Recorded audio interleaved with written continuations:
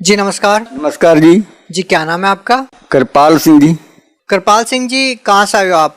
मैं जी गांव जानकीदास वाला, तहसील सूरतगढ़, जिला श्री गंगानगर, राजस्थान से। सर, संत रामपाल जी महाराज जी से जुड़ने से पहले आप क्या भक्ति साधना करते थे?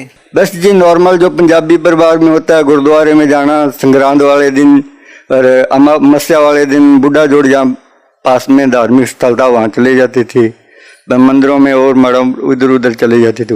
सर, कोई गुरु भी बनाया था आपने पहले? नहीं जी, मेरे पिताजी ने गुरु बनाया था, मैंने नहीं गुरु बनाया, क्योंकि मेरी आत्मा जब भी जहाँ भी जाती थी स्वीकार नहीं करती थी कि ये गुरु पूरा हो गया, इसलिए मैंने कभी कोई गुरु नहीं बनाया।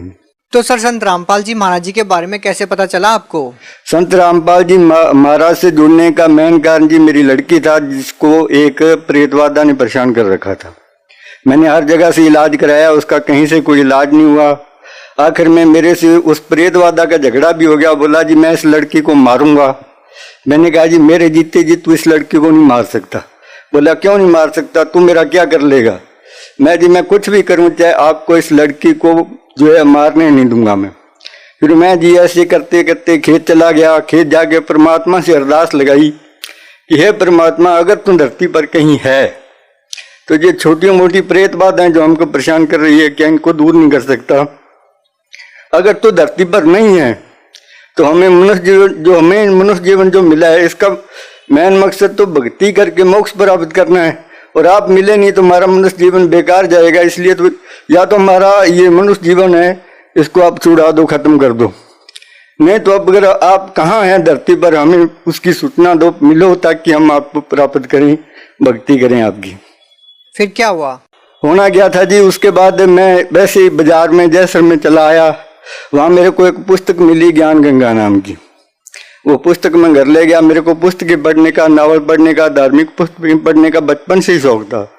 तो मैं ज्ञान गंगा घर ले गया। उसके मैंने पहले वाले सिर्फ 3 पेज पढ़े थे जी, जिसमें लिखा था ब्रह्मा विष्णु महेश के माता पिता कौन है, दुर्गा का पति कौन है।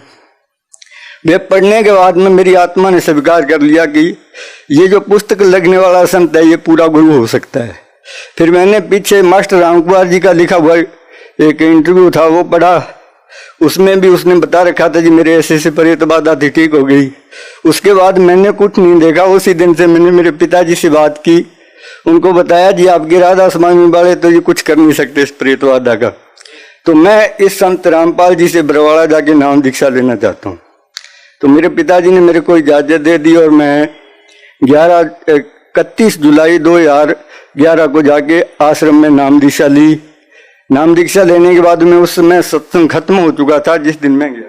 सर, संत रामपाल जी महाराज जी सभी पवित्र धर्मों के ग्रंथों के बारे में बताते हैं। आप सिख समाज से बिलोंग करते हो, क्या संत रामपाल जी महाराज जी गुरु ग्रंथ साहिब से भी कुछ बताते हैं? हाँ जी, जैसे गुरु ग्रंथ साहब में जो संत रामपाल जी महाराज जैसे बताते हैं पूरे गुरु के बारे में, ब्रह्मा विष्णु महेश के बारे में कि इनका जन्म मृत्यु होता है, पूरे गुरु के बिना मोक्ष नहीं है, ऐसा गुरु ग्रंथ साहब में गुरुवाणी में भी लिखा हुआ है। जैसे हमारे सिख समाज के जो भी ग्रंथी हैं या मतलब जिसको हम महापुरुष मानते हैं, वो वाणी तो बताते हैं लेकिन उनका अनुवाद गलत करते हैं। जैसे गुरु ग्रंथ साहब में हम हमेशा ये सुना करते थे कि पूरा गुरु आराध्य, पूरा पाइये नाम और पूरे के गुण गाओ, ऐसी कोई वाणी है। तो वो सतगुरु रामपाल जी महाराज ने दिखाया कि जब तक आपको पूरा गुरु नहीं मिलेगा, वेदों से शास्त्रों से पूरा गुरु कौन होता है, क्या पहचान है। सर, संत रामपाल जी महाराज जी के ज्ञान को हर कोई मानता है। पूरा सिख समाज इस बात को लेकर के नतमस्तक है कि संत रामपाल जी महाराज जी के ज्ञान की कोई सानी नहीं है। लेकिन सर, उनके मन में ये शंका है कि जो भक्ति गुरु नानक देव जी देते थे, क्या वही भक्ति संत रामपाल जी महाराज जी करवाते हैं? हाँ जी, बिल्कुल वही भक्ति बताते हैं। जैसे संत रामपाल जी महाराज प्रथम जो 5 प्रधानों के 5 मंत्र देते हैं, उसका गुरु ग्रंथ साहब में भी वर्णन है। और सिख गुरु जितने भी 5 गुरु जो हुए पहले, उन्होंने 35 अक्षरी लिखी हुई है। उन 35 अक्षरी में उन्हीं मंत्रों का विवरण दिया हुआ है बकायदा लास्ट में जाके। और सतनाम के जो मंत्र जो गुरु जी बताते हैं, उनका भी उसमें विवरण है। संत रामपाल जी महाराज जी जो ज्ञान बताते हैं, आपने उनके ज्ञान को अच्छी तरह से समझ के उनसे नाम दीक्षा ली, लेकिन साथ साथ में आपने एक अपने दुख के बारे में बताया कि आपको भूत प्रेत की बाधा थी, आपके बच्ची को भूत प्रेत की बाधा थी, 12 साल की बच्ची थी उस समय आपकी। क्या संत रामपाल जी महाराज जी से जुड़ने के बाद उस समस्या से आपको निजात मिली? हाँ जी बिल्कुल जी। जिस दिन से मैंने आके वहाँ घर में, जैसे सतगुरु रामपाल जी महाराज जो नाम दीक्षा देते हैं, उसके बाद एक घी की जोत लगाने के लिए कहते हैं और मंत्रों का जैसे भी जिस विधि से जाप करने के लिए कहते हैं। मैंने घर में आके घी की जोत लगाई और मंत्रों का जाप किया। 3-4 दिन तो बच्ची को कोई परेशानी नहीं आई, लेकिन तीसरे दिन वो प्रेत बाधा फिर घर में आ गई।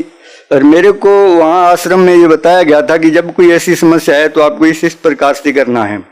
जब उसने बच्ची को आके बेहोश कर लिया, मैंने देखा कि वो प्रेत बाधा घर में प्रवेश कर चुकी है। मैंने जोत लगाई, दंडोत प्रणाम किया और जैसे मैं खड़ा हुआ तो वो बच्ची में आके बोलने लगा कि आप मेरे से, यानी कि इस संसार के सबसे बड़े गुरु के पास चले गए हो जो परमात्मा का रूप है। अगर आप उसकी शरण में ना जाते तो मैं इस बच्ची को ले जाता, लेकिन अब मेरा यहाँ कोई बस नहीं चलने वाला। मैं जा रहा हूँ, जहाँ भी मेरे को भेजा जाएगा, मेरे को आदेश होगा, मैं वहाँ जाऊँगा। अब आपको परेशान नहीं करूँगा, तब तक परेशान नहीं करूँगा जब तक आप नियम में रह के, मर्यादा में रह के भक्ति करोगे। जिस दिन आपने नाम खंड कर दिया उस दिन से समझ लेना मेरा घर में फिर प्रवेश हो गया, तुम्हारा वही हाल करूंगा मैं। ये कह के वो चला गया। सर, संत रामपाल जी महाराज जी से नाम दीक्षा लेने के बाद और क्या लाभ मिले आपको? जी, पहला लाभ तो मैंने आपको ये बता दिया कि मेरी प्रेत बाधा ठीक होगी। दूसरा लाभ ये हुआ कि मैं संत रामपाल जी महाराज से उपदेश लेने से पहले अपने राजस्थान में कुलायत में एक धाम है, मैं वहाँ जाया करता था। वहाँ मैंने एक संत से पास गया, मैं उससे मेरी अपनी समस्याओं के बारे में बताया। जैसे लड़की परेशान थी उसको बताया, जैसे ऐसे करके मेरे घर में समस्याएं हैं। तो उसने मुझे कोड वर्डों में पहले तो ये बताया जी 2.5 साल तक आपकी ये समस्या रहेगी, उसके बाद आपकी समस्या खत्म हो जाएगी। मैं कहा जी कैसे समस्या खत्म हो जाएगी? बोला जब आप इस संसार में ही नहीं रहोगे तो आपके पास कोई आपत्ति, कोई दिक्कत आएगी नहीं। उसका कहने का मतलब ये था कि आज से ठीक 2.5 साल बाद में आपका शरीर छूट जाने वाला है। तो सर जी क्या हुआ कि मेरे पास यहाँ 20 बीघा जमीन है और 4 बीघा जमीन अलग से है, उसमें मैंने एक ट्यूबवेल लगा रखा है। तो वो ट्यूबवेल में क्या है कि पानी भरने की समस्या थी, उसके पंखे के ऊपर तक पानी आ जाता था। तो मैंने किसी से सलाह की, उन्होंने बोला जी फिक्स पंखे के नीचे जो फिक्स वाल होता है ना, वो निकाल के उसमें सुराख निकाल के एक नट लगा दो। तो मैं क्या किया जी, पानी निकाल के उस फिक्स वाल को निकाल रहा था। कम से कम 20 फुट गहरा कुआं था। तो फिक्स वाल खोलने के लिए जैसे मैं कुएं के अंदर गया, मैंने उसको खोलने की कोशिश की तो ऊपर ईंटें पड़ी हुई थी। 5 ईंटें ऊपर से नीचे गिरी। एक ईंट कुएं के अंदर लकड़ी की सीढ़ी लगी हुई थी, सीढ़ी की लकड़ी के ऊपर लगी जो इतनी मोटी लकड़ी थी, उस लकड़ी को उसने तोड़ दिया। और 3 ईंट मेरे सिर के यहाँ बिल्कुल सिर के बीच में लगी। पहले एक ईंट लगी सीधी खड़ी हुई नुक्कर, उसकी शरीर में कम से कम 1.5 इंच वो ईंट बैठ गई। उसी के ऊपर दूसरी ईंट लगी और जो पहले ईंट लगी थी उसको चकनाचूर कर दिया उसने। मेरे को ऐसे महसूस हुआ जैसे मेरे सिर में कोई खराश वगैरह हुई हो। मेरे 2 भाई ऊपर खड़े हुए थे, बड़े वाला और छोटे वाला भी। उनको ये हो गया कि अब ये आदमी जो बीच में मेरा भाई है वो खत्म हो गया, इसके सिर में ईंट लगी, सिर फूट गया, ये बचने वाला नहीं है। तो मैंने क्या किया जी, जैसे मेरे को महसूस हुआ ना मेरे सिर के ऊपर कुछ गिरा है, मैं उसी टाइम वहां चाबी पाना छोड़ा और सीढ़ियों से ऊपर चढ़ के बाहर आ गया। बाहर आके देखा जी कुछ नहीं हुआ है। तो मैं फिर वापस चला गया। दो नट खोल दिए थे मैंने, 2 रह गए थे। 2 नट खोलने के बाद मैं वापस बाहर आया तो देखा, मैंने हाथ लगाया तो मेरा यहाँ हाथ खून से भरा हुआ था। मैंने सिर में हाथ लगा के देखा तो 1 इंच यानी 1.5 इंच आंगली मेरी सिर के अंदर चली गई थी।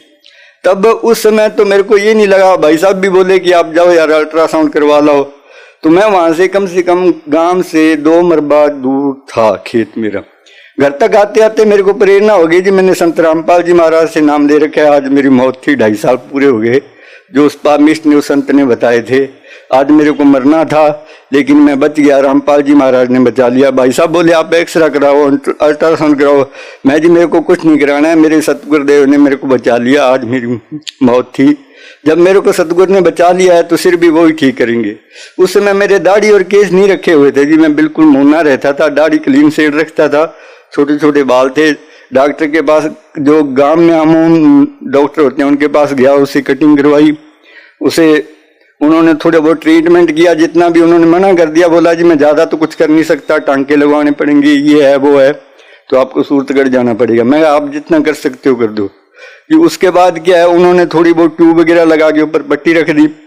तो मैं कहीं नहीं गया जी, 7वें दिन मेरा वो जख्म भर गया, ऑटोमेटिक से ठीक हो गया मेरा।